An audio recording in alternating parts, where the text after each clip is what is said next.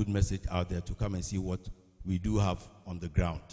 So, and in meeting these people, an important part as far as the Ghanaian business community is concerned for us is that you must be well prepared. You must have all your documents in order so that when you meet the investor, at least you can show him what you have. He will read it in his spare time, and even if he doesn't get back to you in a week or two, sometimes 5 months, 6 months down the line, a message comes, Mr. X, we met 6 months ago, and I would like to follow up on our conversation. Mind you, during that period, he's carried out his due diligence, and he's found you to be someone worth talking to. That is why he's coming back to you. So it's important that you are well prepared, your company is registered. If you have a website, make sure that the website works and is current. Your email address should not come back from the service provider that address cannot be found, is bounced. It doesn't give a good impression. So make sure up to date. We also have a diaspora investment desk. I believe each and every one of us here has a relative abroad who usually sends money, as they say, to keep money, body and soul together. But we are looking at how we can assist those who want to come back and invest or contribute to our national development to come back in a seamless way. So this desk has been set up so that they help manage your expectations and take you through the various bureaucratic channels. Bureaucracy is there for a reason, but sometimes, businessmen, they tell you that they can't waste them, but it's something which is very important. So this desk has been set up to help our brothers and sisters in the diaspora who want to come back. Trade facilitation and exhibitions, we also assist and then sometimes participate in exhibitions both in the country and abroad. I'm sure you all heard about the Dubai Expo. GIPC played a very active part in this program. And of course, we didn't do it alone. We had the Ghana Export Promotion Authority, the Free Zones Authority, Ghana Tourism Authority, just to name a few institutions, so that we would take advantage of the large, platform to tell people the good message about Ghana, and more importantly, to speak with the same voice. So that is something that we do. And then monitoring and evaluation. We also have a unit which goes around to check on businesses just to make sure that they are doing what they told us they will be doing. And if there are any challenges, they catalog these challenges and pass them on to the aftercare unit, who will then engage the businesses one-on-one. During these exercises too, they are able to smoke out non-Ghanaian companies who have gone under the radar and are doing business illegally. I mean, the most popular one is the retail sector. Very often, or sometimes we hear Guta coming out to, complain about the activities of foreigners in the retail trade sector.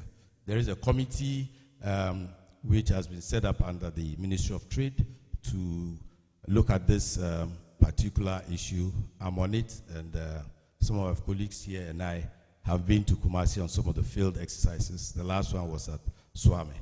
So this is also a very important unit that we do have at the GIPC, just to make sure that we are able to provide a very conducive business environment for businesses. It's not fair for us to ask you to register your businesses, pay the appropriate taxes, and then someone decides to go under the radar and then sometimes even undercuts you because he's not paying the appropriate taxes, so he can even sell cheaper than you. That is just one of the things that we do. Next slide. Yes, the GIPC also promotes some key sectors under the CARES program. I'm sure we all know the CARES program, which was outlined by the government to help us to return the country to a path of robust growth and to create a stronger, more resilient and transformed economy. We all know what COVID did to a lot of businesses, virtually shutting down the world. But so we are recovering, but then we need to have a structured way to recover. So we have the CARES program, and under the CARES program, the private sector is expected to play a significant role. And looking at our current position, government has outlined some specific sectors which we believe will help us to drive the growth. One is commercial agriculture, property and real estate, tourism and creative arts. The Ashanti region has a rich cultural heritage, and every year we have people coming for the Akwesidai. That's an example. Light manufacturing, ICT. Now we have fintech, business process outsourcing, and then promoting Ghana as a regional manufacturing and financial and logistics hub. As you're all aware, we are hosting the headquarters of the CFTA Secretariat, so that automatically makes us the commercial center of Africa. Next slide. Yeah, so under the CARES program, when you look at agriculture and agro-processing, we are looking at rice. We import a lot of rice, but we do have the potential to feed ourselves. Tropical fruits, shea butter, palm oil. If you come to manufacturing, agro-processing, healthcare, we want to make sure that we have very efficient healthcare service, which is accessible by all. We are looking at housing to reduce the housing deficit, infrastructure, roads, highways, bridges, that is to connect the dots, you know, to reduce the cost of doing business, encourage people to move outside of Accra and the other regional capitals. When we come to the regional distribution of projects, you see why the infrastructure program is very, very important. And then services, we are talking about a home-based airline carrier. Next slide. At the GIPC, we say there are 3 simple steps. The first one is to go to the Registrar General's department and incorporate your company. By law, they have 5 working days to register you. Then after that, if you're a wholly Ghanaian-owned company, you come straight to the GIPC to register. And by law, it's also 5 working days. It's very simple. Where you have a foreign partner or you're a foreigner that is a non-Ghanaian who wants to do business, there are some requirements that you have to meet. A joint venture, the non-Ghanaian has to bring in $200,000, and the Ghanaian must also have not less than 10% shares. The beauty about our law, which is contested by some people, is that as a non-Ghanaian, you can go 100%. In other jurisdictions, you cannot have majority shares, let alone 100%. But in Ghana, that is the flexibility that we have. And that is also one of our key selling points when it comes to talking to investors. And then for the trading sector, we see the non-Ghanaian must bring in $1 million if they want to trade. That is to be out there importing and selling goods, or even buying locally produced goods for export. We are not saying don't come in, but if you want to come in, then bring in $1 million to do business. And that is where we usually have the challenge with the traders. If you go to Swami, that is one of the major concerns. You go and then our non-Ghanaian neighbors and Nigerians, they say, well, okay, I don't have $1 million, but I love Ghana. I've been living in Ghana for 20 years, so allow me to do business. But then the law is the law. Once it hasn't changed, you need to respect it. So that is what we're doing. Okay, technology, so maybe I'll just move up. If the slide, thank God I have the hard copies. So for those of us born before computer, this thing comes in handy. I'll just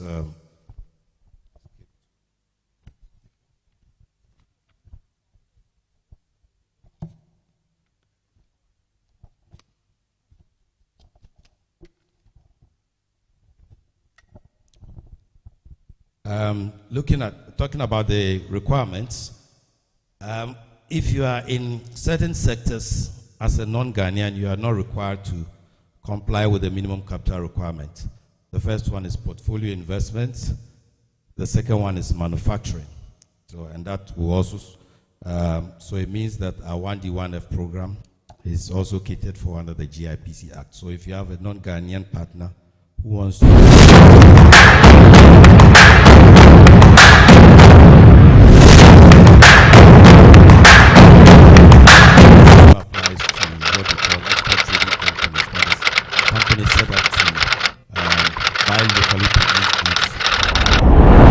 Casaprecon is a total beverage company. We are manufacturers of both alcoholic and non-alcoholic beverages. Kasapekon is at a growth stage. What I want to say is that we are continuously improving upon our products and also increasing our markets outreach. So currently we are looking at the local markets, and we have a broader focus with the global market as well. We can boast of employing over 600 workers at the Accra branch, and currently the Tanaso factory is looking to employ over 300 employees. This creates job avenue for those in the private sector. Also, you know of our favorite brand, Awake, whereby with every bottle that you buy, 1 peswa is donated to the National Cardiothoracic Center at Kolebu. This is aiding improving upon the health lives of people over there. We also have projects that has helped in creating of water supply to regions where water availability is much difficult to come by. Kasapekon is a wholly owned Ghanaian company, and our success is based on the stable economy that is here currently in the country, the rich supply of raw materials, political stability, as well as the market size. So looking at all of this has made Kasapekon a success story that is encouraging to other companies that would want to pick it up. The Ghana Investment Promotion Center has been a backbone to our success story, in that apart from being part of the Ghana Club 100, which has made it a brand publicity for the company, it has helped boost up our market's recognition, and this has promoted the brand in all other aspects of the country in terms of sales and profitability. We've had tax exemptions on some of the things that we have to import, including raw materials and equipment. This has made the easy flow and then running of the company, and cutting down on would-be costs we could have generated, all thanks to the GIPC. When the president of the country came out with a very good initiative that was focusing on